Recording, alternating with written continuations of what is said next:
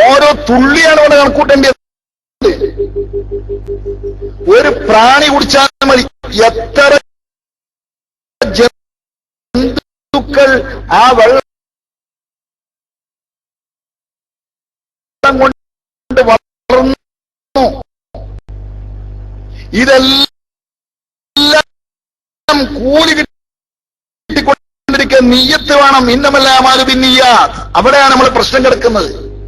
ആ ഉപ്പാപ്പ കിണർ കുഴിക്കുന്ന സമയത്ത് ഇങ്ങനെ നിങ്ങൾ നിയ്യത്ത് സഹിക്കുന്ന ഒരാളെ വെച്ചിട്ട് നിങ്ങൾ നിയ്യത്തിന്റെ വിഷയം ക്ലാസ് എടുപ്പിച്ചോളൂ, എന്നിട്ട് നിങ്ങൾ നിയ്യത്ത് പഠിക്കൂ. എന്നാൽ നമ്മുടെ ജീവിതത്തിൽ ഒരുപാട് നേട്ടങ്ങൾ ഉണ്ടാക്കാൻ പറ്റും നമുക്ക് ആഖിറ സമയത്തിൽ. അതിനുവേണ്ടി ഞാൻ പറയുന്നത്, വേണമെങ്കിൽ നമ്മളത് തന്നെ നിയ്യത്തിന്റെ പ്രാരംഭ പ്രസംഗത്തിന്റെ പ്രഥമ ക്ലാസുകളൊക്കെ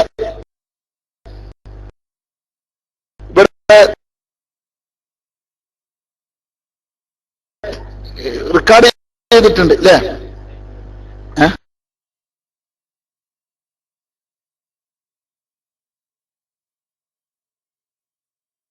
ഒരു ഈത്തപ്പനം നട്ടു. ഈത്തപ്പനം എന്നുള്ളത് എക്സാമ്പിൾ ആണ്. ഇൻഷാ അല്ലാഹ് ഞാൻ കടന്നു വരുന്നുണ്ട്. ഏത് മരം നട്ടാലും ജീവികൾക്ക് ഉപകാരപ്പെടുന്നത്, എന്ത് കൃഷി ചെയ്താലും അത് ജാരിയായ സ്വതക്കയാണ്. നാം എത്ര കൃഷികൾ നടത്തിയിട്ടുണ്ട്, പക്ഷെ ഇതുവരെ നമുക്ക് ഖബറിലേക്ക് ഒരൊറ്റ വൃക്ഷം പോലും നാം തയ്യാർ ചെയ്തില്ല. എന്ത് കാരണത്താൽ? നിയ്യത്തില്ലാത്ത കാരണത്താൽ. ഇന്നമൽ അഅ്മാലു ബിന്നിയ്യാത്ത്. ഇൻഷാ അല്ലാഹ് ഞാൻ പറയുന്നുണ്ട്. ഔ ബന മസ്ജിദൻ, അല്ലെങ്കിൽ ഒരു പള്ളി ഉണ്ടാക്കി ഖബറിലേക്ക് കിട്ടിക്കൊണ്ടിരിക്കും. ഔ വറസ മുസ്ഹഫൻ, അല്ലെങ്കിൽ ഒരു മുസ്ഹഫിനെ അനന്തരം കൊടുത്തു. ആ മുസ്ഹഫ് ഓതുന്ന സമയത്തെല്ലാം ആരെല്ലാം ഓതുന്നുണ്ട്, സന്താനത്തെ അവൻ വിട്ടേച്ചുപോയി. എങ്ങനെയുള്ള സന്താനമാണ്? എഞ്ചിനീയറിംഗിൽ സിവിലും അല്ലെങ്കിൽ ഏത് വലിയ ബിടെക്കും എംടെക്കും ഒക്കെ എടുത്തു കൊടുത്താലും ഈ പറയുന്ന ക്വാളിഫിക്കേഷൻ ഇല്ലമാണെങ്കിൽ കാര്യമില്ല. ലക്ഷങ്ങൾ ചെലവാക്കിയിട്ടുണ്ട് മകന്റെ പഠനത്തിന് വേണ്ടി. പക്ഷേ സ്വന്തം ഉപ്പായെ ഓർത്തുകൊണ്ട് ഒരിക്കൽ പോലും ഉപ്പാക്ക് ദുആ ചെയ്യാൻ, ഉപ്പാക്കൊരു സലാം പറയാൻ, ഉപ്പാനെ ഓർക്കാൻ മനസ്സില്ലാത്ത മകനാണോ? ഫലമില്ല. നബി തങ്ങൾ പറയുന്നു, ഔതറക വലദൻ, അല്ലെങ്കിൽ ഒരു മകനെ വിട്ടേച്ചുകൊണ്ട് ഒരാൾ കടന്നുപോയി. ഏതാണ് മകൻ? യസ്തഗ്ഫിറു ലഹു ബഅദ മൗതി, ഉപ്പാക്ക് വേണ്ടി ഉപ്പാന്റെ മരണശേഷം, ഉമ്മാക്ക് വേണ്ടി ഉമ്മായുടെ മരണശേഷം പ്രാർത്ഥിക്കുന്ന സന്താനം വിട്ടേച്ചു പോയി. ഈ 7 കാര്യങ്ങൾ എണ്ണിക്കൊണ്ട് നബി തങ്ങൾ പറയുന്നു, മനുഷ്യൻ ഖബറിൽ കിടക്കുന്ന സമയത്ത് ഡിസ്കണക്ട് ആകാതെ ഖബറിലേക്ക് എത്തിക്കൊണ്ടിരിക്കുന്ന ഫലങ്ങളാണ്, അമലുകളാണ്, കർമ്മങ്ങളാണ്.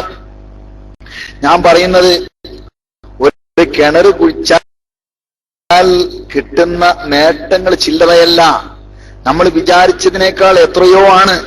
ഇവിടെ മനുഷ്യനെ മാത്രമല്ല നബി സല്ലല്ലാഹു അലൈഹി വസല്ലം തങ്ങൾ എണ്ണുന്നത്. അതാ ഞാൻ നേരത്തെ പറഞ്ഞത്. ഇവിടെ വലം തശ്റബ് മിൻഹു കബിദുൻ ഹറ മിൻ ജിന്നിൻ വലാ ഇൻസിൻ വലാ ത്വാലും, അവന് വലിയ നേട്ടമാണ്. അവിടെ ഒരു ജീവി എന്ന കാഴ്ചപ്പാടാണ്, മനുഷ്യൻ എന്ന കാഴ്ചപ്പാട് പോലുമല്ല. അതിന് പിന്നെയും കൂടെ സ്ഥാനം കൂടുന്നുള്ളൂ. ജീവി എന്ന കാഴ്ചപ്പാട് മാത്രം നോക്കിക്കൊണ്ടാണ് നബി സല്ലല്ലാഹു അലൈഹി വസല്ലം പറയുന്നത്, അവന് ആ ജീവികൾ ആ പാനീയം ഉപയോഗിക്കുന്ന കാലത്തോളം അതിനെല്ലാം പ്രതിഫലങ്ങൾ ലഭ്യമായിക്കൊണ്ടിരിക്കുകയാണ്. പാനീയം എന്ന് മാത്രമല്ല, പാനീയം ഞാൻ ഒരു ഉദാഹരണത്തിന് വേണ്ടി പറഞ്ഞതാണ്. എന്ത് വസ്തുക്കൾ, ഒരു ബത്തക്കന്റെ തോട് പോലും, എന്ത് വസ്തുക്കൾ ജീവികൾക്ക് തിന്നാൻ കൊടുത്താൽ പോലും വല്ലാത്ത ഫലമാണ്. ഞാൻ ഇൻഷാ അല്ലാഹ് പറയുന്നുണ്ട് ശകലം.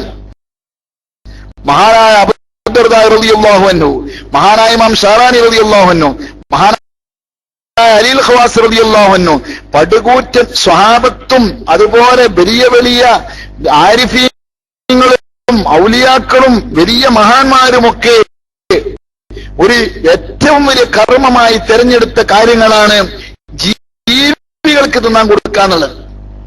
ഞാനിപ്പോ ഈ ആഴ്ച നാട്ടിൽ വരുന്ന സമയത്ത് പെരുന്നാളിന് ശേഷം ഒരു സ്ഥലത്ത് കണ്ടു, ഒരു മനുഷ്യനിങ്ങനെ കുറെ കാക്കകൾ വട്ടം കൂടിയിട്ടുണ്ട്. ഒരുപാട് കാക്കകളുണ്ട്, എത്രയോ കാക്കകൾ, ഒരു കൂട്ടം കാക്കകൾ. ഞാൻ അത്ഭുതത്തോടു കൂടെ നോക്കി.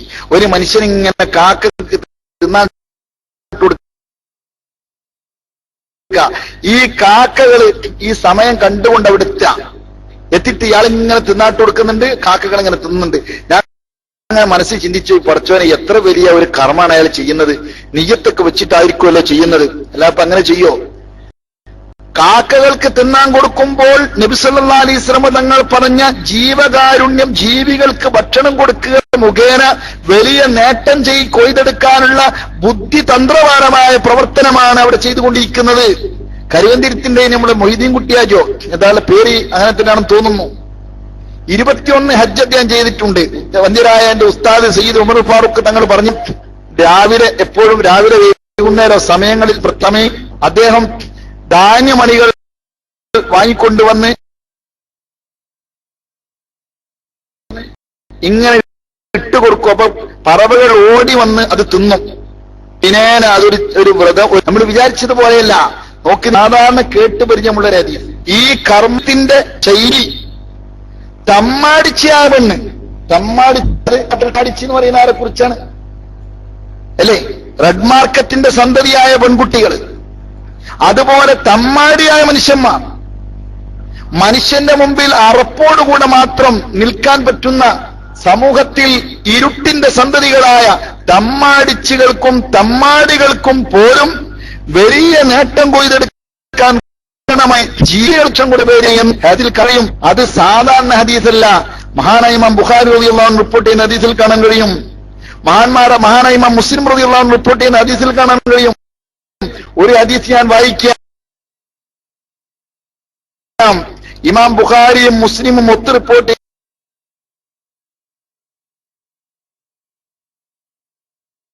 നിങ്ങളൊക്കെ കേട്ട് പരിചയമുള്ള ഹദീസായിരിക്കും, എന്നാലും ബർക്കത്തിന് വേണ്ടി ഞാൻ ഓതുകയാണ്. അബീ ഹുറൈറ റളിയല്ലാഹു ഒരു ശരീരം കണ്ടപ്പോൾ ആ കിണറിൽ അതിലേക്ക് ഇറങ്ങി വെള്ളം കുടിച്ചു. അദ്ദേഹം കിണറിൽ നിന്ന് പുറത്തിറങ്ങിയപ്പോൾ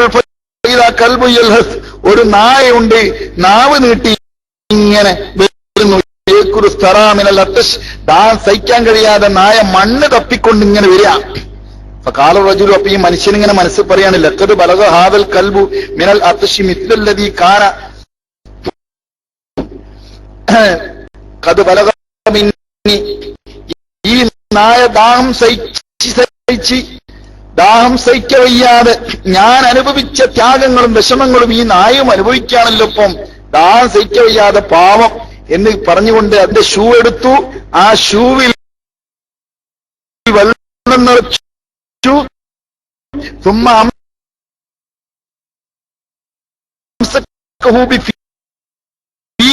അദ്ദേഹം ചെയ്ത പ്രവർത്തനം അതേപോലെ ഒപ്പിയെടുത്ത് നബി തങ്ങൾ പറയാ, ഒരു മനുഷ്യന്റെ ഷൂ, ഒരു മനുഷ്യന്റെ വായ, ഒരു മനുഷ്യന്റെ പ്രവർത്തനം സ്വർഗത്തിലേക്ക് ഒരു മനുഷ്യനെ കൊണ്ടുപോകുന്ന നാടൻ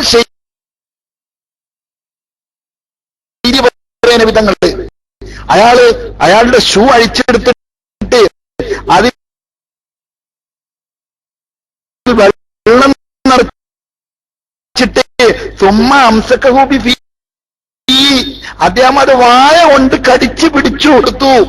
നബിതങ്ങൾക്ക് അവിടെ വളരെ ലളിത പറയാമോ, അത് ആ നായക്ക് കുറച്ച് വെള്ളം എടുത്ത് കൊടുത്തു എന്ന് പറയാമായിരുന്നു. അങ്ങനല്ല, റസൂലുള്ളാഹി ആ സംഭവം അതേപോലെ അവതരിപ്പിക്കുകയാണ്.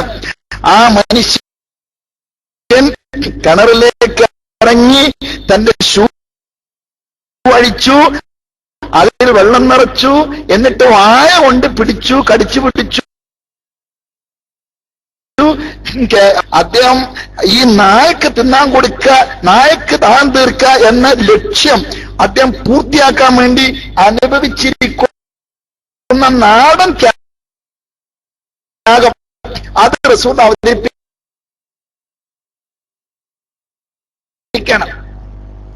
കഴിയൂലേ നമുക്ക്? നബി സല്ലല്ലാഹു അലൈഹി വസല്ലം പറയാണ്, ആ മനുഷ്യൻ കോടിക്കത്തു ഹദീസിന്റെ പദം ഞാൻ വായിക്കാം. ഹദീസാണ്. ഫശക്കറല്ലാഹു ലഹു, അല്ലാഹു തആല ആ മനുഷ്യന് നന്ദി ചെയ്തു. അദഹു എന്നാ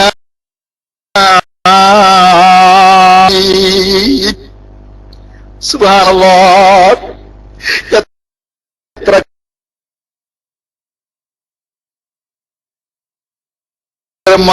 സ്വർഗം ചോദിച്ചുകൊണ്ട് നമ്മളും കഷ്ടപ്പെടുന്നു. എത്ര കാര്യമാണ് സ്വർഗമല്ലാനോട് ചോദിക്കുന്നത്. നോക്കൂ നിങ്ങള്, ഈ മനുഷ്യനെ സ്വർഗത്തിലേക്ക് കടക്കുന്ന ശൈലി ഫ എന്ന ശരിയായ ഇബാറത്ത് അത്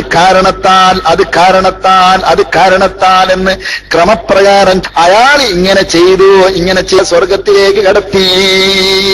നരകത്ത് പോണ്ട ആളെ നരകം ഉണ്ടായിരുന്നു, അതുകൊണ്ടാ പുറത്തു കൊടുത്തിട്ട് സ്വർഗത്ത് കടത്തി എന്ന് പറയുന്നത്. എണ്ണി മാറിയിട്ട് സ്വർഗത്ത് കടക്കണം, അപ്പം വിജയിച്ചു.